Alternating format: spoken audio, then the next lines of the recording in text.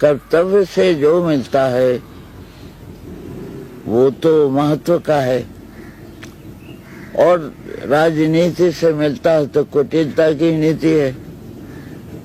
उससे जो मिलता है सब देखिए। अब आज आप इलेक्शन के लिए जाएं तो 5 लाख चाहिए। 5 लाख देखा ही वाले आदमी नहीं होगा तो कहाँ से लाएगा? बहुत तरह की बेईमानी से लाएगा। तब फिर उसने अपने चरित्र का खो दिया। चरित्र ऐसा है कि देखिए, फूलों को आप तोल सकते हैं, गिन सकते हैं, बेच सकते हैं। इसके सौरभ को तो नहीं आप ना तोल सकते ना बेच सकते। वो हवा में मिल जाता है, एक हो जाता है। ये नहीं है कि आप कहें कि बेले का गुलाब से नहीं मिलेगा और गुलाब का कमल से नहीं मिलेगा, एक हो जाते हैं। वैसा ही है कि सारी विविधता के साथ एक सूत्र होता है ना, जिसके हम माला बना देते हैं। बहुत रंग के फूल हम एक में गूंथ लेते हैं। तो हमारा देश भी ऐसा ही था, एक संस्कृति के उसमें हम सब गुथे हुए थे। अब राजनीति ने अलग अलग दल बना दिए हमारे। उन दलों के मारे हमारी बहुत सी समस्याएं बढ़ गई। और अब कोई आदमी कहता ना कि देश विकसित है, तो हमने कहा कि आप यही कहते हैं कि मशीनें इतनी आ गई। हम कहते हैं आदमी कितना अच्छा हुआ, ये बताइए हमको। कोई बताता नहीं, बताएगा कैसे हुआ नहीं आदमी अच्छा ना। तो कभी कभी दुख होता है कि बेकार होता है लिखना। देखिए, हमारी जो नई पीढ़ी है वो है विद्यार्थी। भविष्य बनता है उससे ना। भारत का भविष्य तो उसी में है। अब वो नहीं बना है तो क्या बनेगा? अब देखिए जैसा पंजाब में हो रहा है, तो पहले ही मैंने कहा था कि इसके पहले रोकथाम करो, नहीं की। फिर उसके बाद जब मैं गई दिल्ली तो फिर मैंने कहा कि हम लोग चलें।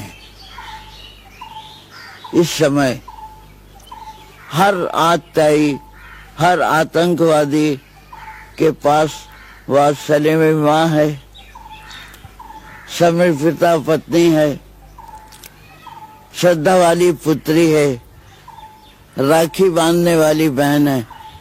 इनको जगाओ। वो कहते थे गांधी जी कि आदमी तो स्वभाव से आक्रमणकारी है और महिलाएं उसको बड़े रेशमी बंधनों से बांधती हैं, तब वो बनता है, नहीं तो छूट जाए तो बस। और बहुत कुछ चाहिए। देखिए ना, अकेले आप नहीं हैं। आपके जीवन का पूरा मूल्य उन्हीं लोगों को मालूम है। अरे मेरे भाई को कुछ ना हो जाए, मेरे पति को कुछ ना जाए, मेरे पिता को कुछ ना जाए, कितनी बड़ी बात है। इतने लोगों की कल्याण कामना आपको बांधे है। आप अपने प्राण देने में ही झिझकेंगे। हम चले जाएंगे तो इन सब का क्या होगा? तो ये बहुत बड़ी बात थी। तो हमने कहा हम लोग चलें और उनकी माँ को, बहनों को, पुत्रियों से कहें इसको भाई रोको, ये दूसरों की पत्नियों को विधवा बनाता है, बहन को भाई के बिना बना देता है, पुत्री को बिना पिता के बना देता है। अगर हम जगाएं, मैं आज भी मानती हूँ, तो आतंकवादी आज भी हमारे काबू में आ जाएगा। हम नहीं करते हैं। हम सेना भेजते हैं, हथियार भेजते हैं, वो भी हथियार देता है। हथियार से कभी हथियार जीता है? उससे बड़ा बना देगा, है ना। तो अब हमारे पास हथियार ही हथियार तो हैं। अभी बनारस चल गई तो कैसे भयंकर लड़के हैं वहां के, सब बाहर खड़े थे। अच्छा, और मैंने कहा कि भाई वीसी ने बुलाया, वो कहाँ है? उन्होंने कहा मंच पर आविर्भूत होंगे वो। हमने कहा भूत होंगे क्या? खैर उसके बाद में वो आए तो उनको ही डर था, उनको पीटने के लिए लड़के तैयार थे, तो मारेंगे जी। और उस शिमाली को मारा था उन्होंने, और कपड़े उतरवा लिए थे उनके। तो उन्होंने कहा कि कहीं ऐसा ना हो। मैंने कहा अब बिल्कुल डरा नहीं, आप बैठे, कोई मेरे सामने आपको मारेगा नहीं। और बात हुई है, मैंने कहा सब बैठ जाइए, आपसे कड़वी बातें कहूंगी पर आप मेरे बच्चे हैं। लेखक का तो मानस पुत्र वही है। सही बात। अरे भारत का भविष्य आप हैं। तो एक सिपाही जब गिरता है ना तो उसकी इच्छा होती है कि हमारी ध्वजा दूसरा थाम ले। जो आगे जाता है वो पहले गिरता है, वो तो मरेगा ही। अगर हर सिपाही सोचे मुझे जयमाला मिले तो हार जाएगा। तो बाकी जो पहले उसमें आते हैं वो प्राण की चिंता नहीं करते, देते हैं, खाली इच्छा रखते हैं दूसरा हमारी ध्वजा को थाम ले, इतना सोचते हैं। तो असल में सबने सुना, सब बैठे और किसी ने कुछ नहीं कहा उनसे, सबने उनको प्रणाम किया। मैंने कहा देखिए कोई बात ऐसी है, स्नेह का तो की कोई भाषा नहीं होती। आप आए हैं इतने दूर से, किसी आकर्षण से, किसी स्नेह से ना, और ये काम तो हो जाएगा, ये आपके कर्तव्य हैं, लेकिन आपको फिर भी याद रहेगी, कुछ और चीज याद रहेगी। ये नहीं याद रहेगा कि आप गए थे मशीन के साथ में किया, मशीन तो है, लेकिन उसके अतिरिक्त आपका जो आत्मीय भाव है वो तो हमारे साथ दूसरा है। जी, सही बात। ये खाली यंत्र का नहीं है। तो आप जब याद करेंगे तो बहुत दिन याद करेंगे, तो बहुत तरह याद करेंगे। तो मैं ये कहती हूँ कि आदमी का आदमी के प्रति जो एक स्नेह है वो जब सूख जाता है तब विरोध आता है। अच्छा, साहित्यकार संसद तो एक जमाने में बड़ी फली फूली जगह थी और अब तो वहाँ अब ऐसा है ना, देखिए वर्षों से कहीं कि उस समय दद्दा और हम ढूंढ रहे थे, निराला जी बीमार थे, हम लोग जगह ढूंढ रहे थे कहाँ इनको रखें। तो गंगा के किनारे दद्दा ने, मैथिली शरण जी ने वो जगह पसंद की। तो उन्होंने कहा कि सरकार से तो लेंगे नहीं हम, तो साहित्यिकों ने इधर उधर से करके 60,000 में जगह ली। उसमें थोड़ा थोड़ा करके हमने भी 24,000 दे दिया है रॉयल्टी का। हमारा अपना खर्च कुछ है नहीं, ये हमारे पास चारों तरफ लोग हैं, वही हैं, अब और तो कहीं है नहीं। लेकिन ऐसा हुआ कि वो जगह अच्छी लगी। निराला जी 5 वर्ष रहे वहाँ, अच्छे भी हो गए। लेकिन ये इतना अच्छा इंतजाम आपने किया साहित्यकार संसद का की शुरुआत करके, हाँ, मगर वो चला नहीं अब बिल्कुल वहाँ। तो अब तो नहीं, ऐसा है ना, जब चंद्रशेखर आजाद वहाँ नहीं रहे, पुलिस की गोली से बेचारे बड़े वीर थे वो जी। यहाँ तक कि मैंने देखा उनको कि वो चांद पर्स में आए तो राम रक्ष सिंह उनको मानते थे बहुत। तो एक कई डोरियों में कई डालों से पत्थर बांध दिए और हिला दिया सबको। उनसे कहा कि इसको काटना है, सोचिए निशाना उसका उसी को काट दिया। बहुत वीर आदमी था। जब वो मर गए तो अंग्रेज नहीं चाहते थे कि उनकी लाश लेके सब जगह घूमे, तो चुपचाप जाकर के रसूलाबाद में उन्होंने गंगा किनारे जला दियो। खैर उनका तो समझ में आया। अब उसमें क्या हुआ कि जो जाता है वो जलाता है, जो दारागंज में पहुंचता वहां पहुंचता है। अब महापालिका कहती है कि हम तो बिजली का सौदा बनाएंगे हमारी कुछ जमीन लेके। बताइए वहाँ कैसे कोई रहेगा तब। उसमें देखिए, उसमें रहे हैं, दद्दा रहे हैं, और ये निराला जी बरसों रहे हैं, बनफूल रहे हैं, और दक्षिण के कृष्णमूर्ति रहे हैं, राममूर्ति रेणु रहे हैं, यानी कई प्रदेशों के लोग रहे हैं, माखनलाल जी रहे हैं। तो इन सबकी स्मृति उसमें है, उसको हम देना नहीं चाहते हैं। और आज का जो लेखक है वो लेखक अकेलापन चाहता नहीं। वहाँ तो ये लिखते थे, निराला जी ने बहुत कुछ लिखा, उसमें स्वस्थ हो गए। उनको एक ही रोग था, जो कुछ वो कल्पना में देखते थे लगता सत्य है बस।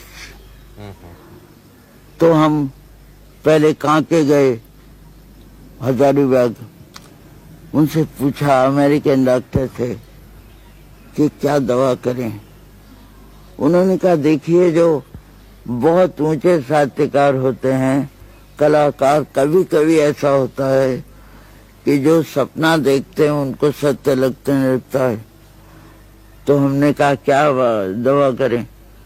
उन्होंने कहा आप बाहर बंगला लेके ठहरिए और उनको रखेंगे, हम मनोवैज्ञानिक चिकित्सा करेंगे। भाई हमने सब ठीक ठाक किया। अब उनको कैसे ले जाते। तो एक दिन हम ओढ़ आड़ के बैठे, तो उन्होंने कहा क्या हुआ तुमको। हमने कहा बीमार है, डॉक्टर कहते हैं कि कहीं जलवायु बदलो। तो कहा कहाँ चलोगे। वो बड़े भाई थे, तो चलो हम ले चलते हैं तुमको। तो हमने कहा कि बस हजारीबाग कहा है उन्हें जाने, उनको क्या, वो तो परमहंस आदमी। उन्होंने कहा हाँ चलो। अब हुआ क्या कि किसी को पता चल गया कि ये बात हो रही है। उन्होंने अखबार में छाप दिया कि महादेवी जी और पंत जी सलाह करके निराला जी को पागल खाने में ले जा रहे हैं। और क्या कहें, फिर नहीं गए। तो यहाँ रखा और अच्छे हो गए वो। परमहंस ही तो राखी के दिन शाम तक आते जरूर थे, आके कहते थे 2 रुपए उधार दो। क्या करेंगे, एक रिक्शे वाले को देंगे, एक तुमको देंगे। सोचिए अब कैसा मन होगा उनका। बिल्कुल बच्चे जैसे। हाँ, अभी जो उड़ीसा के राज्यपाल हैं ना, विशंबर नाथ पांडे, तो ये मेयर हो गए यहाँ। तो गए निराला जी को प्रणाम करने। अब उनके पास कुछ भी नहीं था, होता कभी था ही नहीं होता। तो कुर्ता एक साबुन हमारे पास से ले गए, कुर्ता साफ किया था, सुखाया था, वो उठा के उनको वो पहन के आए। इतना बड़ा उनके लिए भी होता था। निराला जी तो बिल्कुल 6 फुट में ही होंगे। लंबे बहुत। ऐसा व्यक्ति दूसरा नहीं है। जब आए वहाँ वंशादल से, बंगाल में जन्म हुआ उनका, और बंगला तो उनकी मातृभाषा की तरह थी। विवाह यहाँ हुआ था जन्मों में। तो पत्नी उनकी मनोहरा देवी, वो हिंदी जानती थी, उनके लिए इन्होंने हिंदी सीखी, नहीं तो बंगला में लिखते थे। तो हिंदी लिखी तो आपने उनके अक्षर देखे होंगे, इतने सुंदर कोई नहीं लिखता है। ऐसी लहरदार, ऐसी भाषा उनकी थी कि अद्भुत बिल्कुल। और 22 साल के थे वह, तब उनकी पत्नी नहीं रही। फिर विवाह नहीं किया। फिर उसके बाद हमने जब कहा कि भाई दोनों बच्चे छोटे हैं, एक लड़की थी एक लड़का छोटे थे, ये दोनों इतने छोटे हैं, आप विवाह कर लें, तो उन्होंने हमको बड़ी बात कही उनसे। कहा मनोहरा देवी मरी नहीं है, मुझ में समा गई है, तुम आप दोनों हो। असल में वहां जब खबर पहुंची ना उनकी बीमारी की, चले तो जब गांव के सीमा में पहुंचे तो उनकी पत्नी को जला करके लोग लौट रहे थे। अंतिम समय में नहीं देखा उन्होंने, लेकिन उनके चरित्र पर कोई धब्बा नहीं है। एक वो और एक नेहरू जी। नेहरू जी भी ऐसा है कि हमेशा कहते थे महादेवी मैं तो नास्तिक हूँ। हमने कहा भाई अब कभी देखेंगे हम तुम्हारी नास्तिकता। तो जब कमला जी को वहाँ निधन उनका हो गया है और जला के आए तो भस्म यहाँ प्रवाहित की, बिल्कुल उसी कर्मकांड के साथ, धोती पहन के जनेऊ डाल के, जैसा कहा पंडित ने। और इतनी भस्म उन्होंने एक डिब्बी में रखी, चांदी की डिब्बी में, उसको हमेशा अपने सिराने रखते थे वो।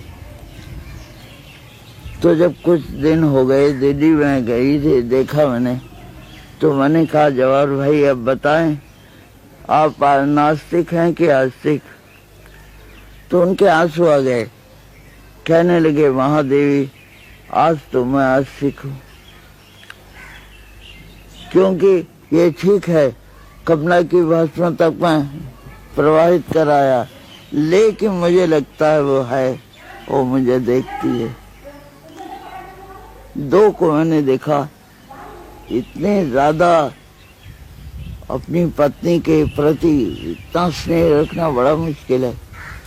जवाहरलाल जी तो के चारों तरफ कहीं विधवा कहीं कौन, 50 लड़कियां घूमती रहती थी। दादाजी तो इतने कम रहे, महिषादल रहते थे, और वो इतने सुंदर थे कि जब जन्म उनका हुआ ना तो उन्होंने कहा जी सूर्य कुमार है। तो उनका नाम पहले सूर्य कुमार ही था, सूर्यकांत तो बाद में हुई है। और वो राजकुमारों के साथ ही घोड़े की सवारी और सब करते थे। राजा बहुत चाहता था कि रहें।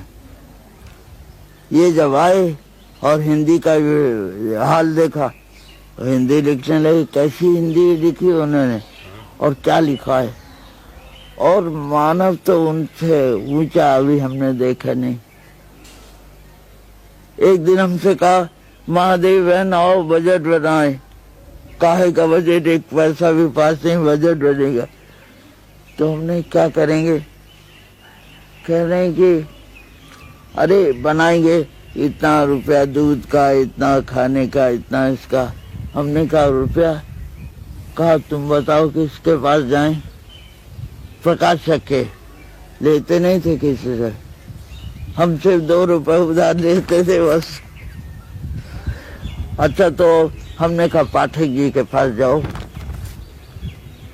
वो होता ये था कि कोई विद्यार्थी आया, उसने कहा कि परीक्षा के लिए रुपया नहीं है। उन्होंने बैठे हो जो लिखा था लेके गए, कहा ये इसको 30 रुपया दे दो और ये कॉपीराइट। उन्होंने कहा लिख दीजिए, लिख दिया। इस तरह 30 में 25 में सब किताबें गई उनकी। क्या कहेगा ऐसे दानशील आदमी का। सोच के एकदम दुख होता है कि युग ने उनको भी कष्ट दिया जब आए पहले तो बापू आए थे, स्वराज भवन में, बापू से मिलने गए तो रास्ता मालूम नहीं था। एक बकरी को टांगे में बैठा के ले जा रहे थे लोग। कहा मैं हिंदी का कवि चल रहा हूँ पैदल और बकरी जा रही, जरूर बापू की बकरी है। और बात ये थी, बकरी का दूध बापू पीते थे तो ले जा रहे थे बकरी को उस तरह। अब ये पीछे चले उसके, वहां पहुंचे तो बापू ने देखा ऊपर से नीचे तक, कहा कि ये बंगाली की तरह थे और चुनी हुई धोती पहनते थे, वैसी कुर्ता पहने और बड़े बाल। तो उन्होंने कहा आप किस प्रांत के हैं? तो ये चुप कहाँ रहते, कहने लगे बापू हम तो समझते हैं आप प्रांत नहीं मानते हैं, भारत एक है। आप मुझसे पूछते हैं मैं कहाँ का हूँ? कोई बापू से कैसे बोल सकता था? नहीं बोल सकता था। बापू ने कहा मैंने आपकी वेशभूषा देख के पूछ लिया। खैर अब वे बैठे, बापू तो काट रहे थे। तो फिर थोड़ी देर में कहा आपने हिंदी लिखा है, हिंदी में कोई रविंद्र नहीं है। उन्होंने कहा हाँ लिखा है। कहा आपने मेरा लिखा वच पढ़ा है क्या? आपने निराला को पढ़ा है? ये कहा है। अपने लिए ऐसे बोलते जैसे दूसरा आदमी है। बापू ने कहा मैंने पढ़ा तो नहीं है, लेकिन आप अपनी किताबें महादेव भाई को भेज दीजिएगा। तो उन्होंने उठते हुए कहा कि मैं जाता तो हूँ बापू, लेकिन आपको एक कहानी सुना जाता हूँ कि एक घोड़ा मांगने गए तो उसने घोड़े वाले ने कहा घोड़ा नहीं है। घोड़ा हिनहिनाने लगा तो उसे मांगने वाले ने कहा कि घोड़ा तो हिनहा रहा है। तो उसने कहा तुम घोड़े की आवाज पहचानते हो कि मेरी? यानी मैं देना नहीं चाहता हूँ, तुम घोड़े की आवाज पहचानते हो? तो बापू मैं आपकी आवाज पहचान के आपके घोड़े की नहीं जब आपने पढ़ा कुछ नहीं है। क्या बात। तो सोचिए, वो एक उनकी कविता है, बापू ये तुम मुर्गी खाते। ये व्यंग वह हमेशा करते थे। साम्यवादी सच्चे मन से निराला हो जाए ऐसा बहुत मुश्किल है। उनके लिए साम्यवाद और कोई वाद नहीं था, मनुष्य बस, मानववाद एकमात्र। जहाँ दुख में है, कष्ट में है आदमी, वो अपना सर्वस्व दे देंगे। कुछ नहीं था उनके पास। अंतिम समय में तो मैं थी, अब मुझको पहले उन्होंने बताया नहीं। एक रात भर वो कष्ट में रहे, उनको हर्निया का स्ट्रैंगुलेशन हो गया। तो उसमें मरने की बात नहीं है, ऑपरेशन होता है, ठीक हो जाता है। दूसरे दिन मुझको 12 बजे बताया कि ऐसा हो गया। तब मैं यहाँ से सिविल सर्जन को, एम्बुलेंस को सब लेके गई। बड़े कष्ट में थे वो, लपेटे हुए थे और सब सेक रहे थे जैसा वो नहीं करना चाहिए। मैंने कहा मैं डॉक्टर को लाई हूँ, एम्बुलेंस, आप चलें। तो हुआ ये था कि एक दिन ये अस्पताल गए, जाते थे फल वाले कुछ मिल जाए तो बीमारों को देने, तो देखा कि गरीब आदमी सब बाहर पड़े, अमीर आदमी सब हैं भीतर। तो उनके मन पर ऐसा हो गया कि अमीरों का है ये। तो उन्होंने कहा देखो, अब वो इतने कष्ट में मुझसे कहा बैठो बैठो यहाँ, देखो वो अस्पताल जितने हैं वो बड़े आदमियों के हैं, गरीबों के नहीं है, मैं वहां नहीं जाऊंगा। दिन भर कष्ट सहा, रात भर कष्ट सहा, दूसरे दिन परिणत हुआ उनका। उस वक्त समझिए कुछ नहीं था, एक फटी चादर थी। उस वक्त मैंने कहा भाई एक अच्छी साफ चादर ही दे दो। वहां नहीं मिला, मेरा घर इतनी दूर दारागंज से, अब क्या करूं। वही छेद वाली फटी चादर ओढ़ के जमीन पर लेटे थे। आज तो रोना आ जाता है, बहुत कष्ट होता है उनको सोच के। और एक उनका टूटा वक़्त था जिसमें पैराडाइज लॉस्ट और गीता 2 किताबें थी, एक कपड़ा भी दूसरा नहीं। और उसके बाद सरकार को पता चला, अच्छा तब ये हुआ कि उनका चित्र लेना है। चित्र के संबंध में विरक्ति का मेरे भी बहुत कारण ये है। और तो कहाँ तो ओढ़ने के लिए साफ चादर नहीं, कहाँ सरकार का पूरा विभाग दौड़ पड़ा और उनको सजाने लगा। जब वो मर गए तब सजाने लगा, बताओ। फिर एक ट्रक में सजा के बैठाया उस तरह से और मार फूल, और तो हम तो बस रोने लगे। हमारी उस दिन आंसू आए, रोने था। लेकिन सोचिए आप,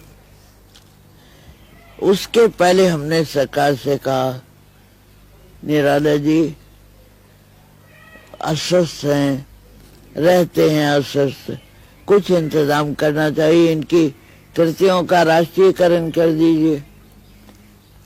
किसी ने कुछ नहीं किया। जवाहरलाल जी ने भी नहीं किया। नहीं, जवाहरलाल जी 200 भेजने लगे, तो अगर उनको मालूम हो जाता तो लेते नहीं। तो डीएम के पास जमा होता था, तो डीएम के पास था 4-5 हजार 6 हजार जो कुछ हो। उनकी हिम्मत नहीं पड़ेगी निराले जी से कहते कि रुपया लो। उनकी पुस्तकों से मिलता तो मिलता, बाकी जान, अरे वो आदमी जो अपना प्राण तक देगा, रक्त तक दे देगा, वो क्या दान देगा? नहीं दान देगा। सरोज की मृत्यु ने भी काफी दुख दिया था। अंत में वो रायबरेली के अस्पताल में मरी बेचारी। फिर भी हमने जब कहा रामकृष्ण उनके लड़के तो हैं यहाँ, तो हमने कहा देखिए आप लिख दीजिए कि आपके बाद रॉयल्टी रामकृष्ण को मिले। नाराज होकर कहने लगे, और कितनी बड़ी बात कि मेरे लिए कौन रामकृष्ण नहीं है, रामकृष्ण के लिए लिखूं तो और रामकृष्ण वो इतना बड़ा आदमी आपको कहीं नहीं मिलेगा। जवाहरलाल जी दे गए तो इंदिरा को दे गए। सभी अपने अपने बच्चों को दे जाते हैं ना, किसी न किसी संबंधी को। पंत जी कहते वो बच्ची पाली, बुलाए वो 1 महीने की थी तब से अस्पताल से, कमला नेहरू अस्पताल से लाए और दूध की बोतल साफ करते थे। हमने कहा क्या कर रहे हैं? कहने लगे अब इसको सब संभलवा दूंगा। तो वो हमारे दिमाग में था, हमसे कहा उन्होंने कि एक बच्चे गोद ले लेना अच्छा है। हमने कहा कौन है? यहाँ तो सबको हमने गोद लिया है। शासन में अभी हिंदी की जगह बनी नहीं, अंग्रेजी वही है जहाँ वो थी, बल्कि ज्यादा फैली है। पहले 1% थी, 1.5 हुई, 2 हुई है, 2 हो गई है। तो ये क्यों ऐसा दिखता है कि सरकार कहती है कि वो राष्ट्रभाषा है, हिंदी को आना चाहिए, और व्यवहार में छद्म है। ये क्यों है? क्यों नहीं चाहते वो कि अंग्रेजी जाए? देखिए पहले उन्होंने ये समझा, एक तो जवाहरलाल जी हिंदी जानते नहीं थे, खाली मुझको चिट्ठी वो हिंदी में लिखते थे। मगर अच्छी खासी हिंदी लिख लेते थे। हाँ, लेकिन जानते तो नहीं थे ना। अंग्रेजी जानते थे अच्छी। तो उन लोगों ने जब 15 साल दिए तब मैंने कहा कि अब 15 साल की सूली दी आपने हिंदू को, जब आप उतारेंगे तो कहेंगे मर गई भाषा। हाँ, आज ही आप हिंदी को राष्ट्रभाषा घोषित कीजिए। जापान ने किया और छोटे देशों ने किया। उसमें 15 साल जो दिए इन्होंने, उसमें कुछ नहीं हुआ, हाँ, बल्कि अंग्रेजी पर और निर्भर होने लगे हम। ये नहीं कि हिंदी में काम नहीं हो सकता। जी, रेल का सब साहित्य है, हाँ, डाकखाने का सब है, हाँ, हाँ, बैंक का सब है।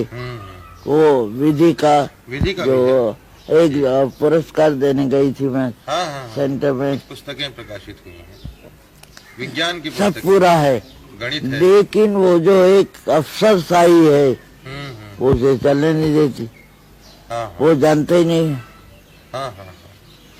उन्हें कठिन लगती हो। और इससे इनका अपना नुकसान इतना होता है कि ये सोचते हैं कि केवल अंग्रेजी जानने वालों की ही दुनिया है, जबकि इनके विरोध में हिंदी और हिंदीतर भारतीय भाषा में इतना छपता रहता है, साहित्य भी है और इनका विरोध भी होता है, आलोचना भी होती है।